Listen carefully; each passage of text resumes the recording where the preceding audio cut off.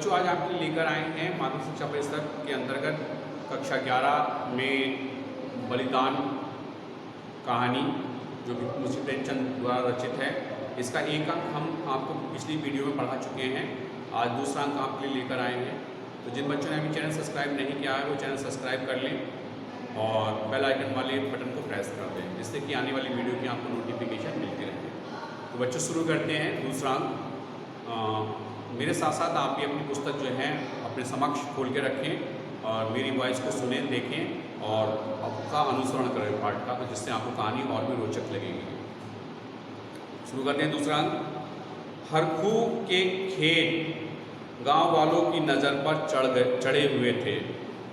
5 बीघे जमीन कुएं के निकट खाद पास से लदी हुई मेड़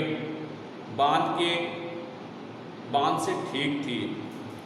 उसमें 3-3 फसलें पैदा होती थीं।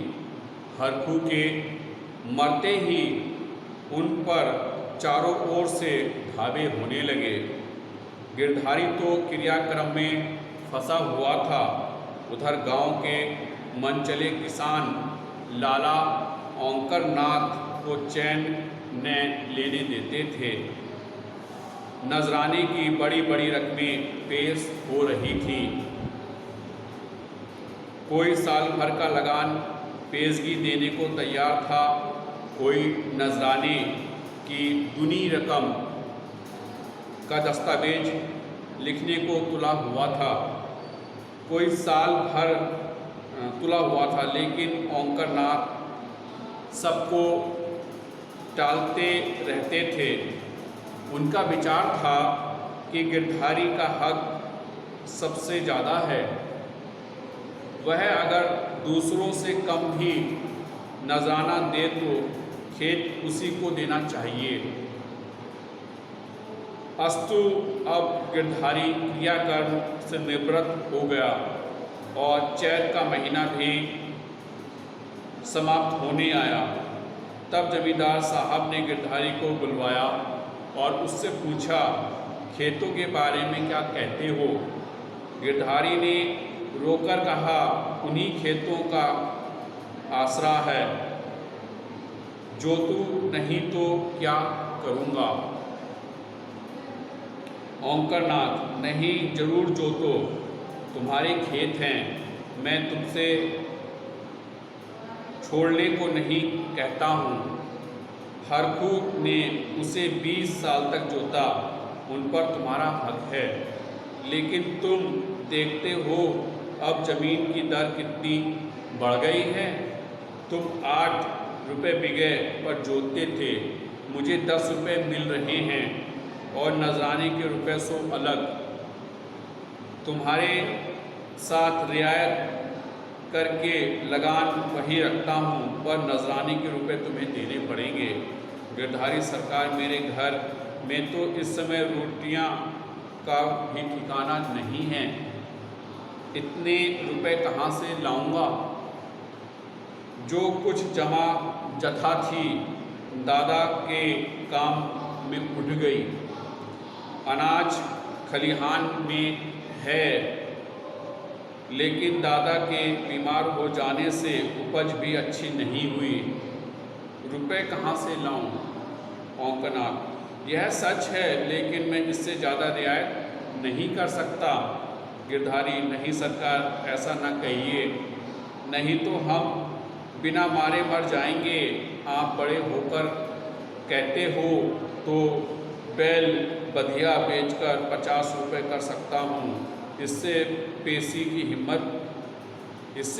हिम्मत नहीं पड़ती। औंकर नाथ चिढ़कर बोले, मुझे तुम समझते होगे कि मैं यह रुपए लेकर अपने घर में रख लेता हूँ और चैन की बंसी बजाते हैं, लेकिन हमें ऊपर जो कुछ गुजरती है हम ही जानते हैं। कहीं यह चंदा, कहीं वह इनाम, इनसे मारे कमचूमर निकल जाता है। का चूमर निकल जाता है। बड़े दिन में सैकड़ों रुपए डलियों में उड़ जाते हैं। जिस डलिया ने दो वही मुंह फैलाता है। जिन चीज़ों के लिए लड़के तरस कर रह जाते हैं उन्हें बाहर से मंगवाकर डलियों में सजाता हूँ। उस पर कभी कानून को आ गए, कभी तहसीलदार, कभी डिप्टी साहब का लक्सर आ गया। सब मेरे मेहमान होते हैं। अगर ना करूँ तो नक्कू बनूँ और सबकी आंखों में कांटा बन जाऊँ। साल में 1000-1200 मोदी को इस रसद खुराक के मद में देने पड़ते हैं। यह सब कहाँ से आवे? बस यही जी चाहता है कि छोड़कर निकल जाऊं, लेकिन हमें तो परमात्मा ने इसीलिए बनाया है कि एक से रुपए सताकर लें और दूसरे को रो रो कर दें।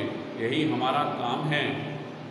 तुम्हारे साथ इतनी रियायत कर रहा हूँ, लेकिन तुम इतनी रियायत पर भी खुश नहीं होते तो हरी इच्छा। नजराने में 1 पैसे की भी रियायत न होगी। अगर 1 हफ्ते के अंदर दाखिल करोगे तो खेत जोत पाओगे, नहीं तो नहीं, मैं दूसरा प्रबंध कर दूंगा। तो इस अंक में बच्चों हमने जाना कि किस तरह से जो ओंकारनाथ जमींदार है वो हरकू की ज़मीन जो कि अब गिरधारी उसे बोना जोतना चाहता है, वह उसे 1 साल भर के नजराने पर देना चाहता है और उस नजराने में वो 1 भी पैसे की कोई रियायत नहीं करता है। जबकि गिरधारी की स्थिति ये हो जाती है कि हरकू के क्रियाक्रम में वह घर में जो भी जमा पूंजी थी सब उसमें खर्च कर देता है और उसकी दयनीय स्थिति बहुत ही नाजुक हो जाती है। तो बच्चों आगे की कहानी को जानेंगे हम अगले अंक में। 2 अंक यहाँ पर पूरे होते हैं। तो मिलते हैं नेक्स्ट वीडियो में। जब तक के लिए हैव अ नाइस डे।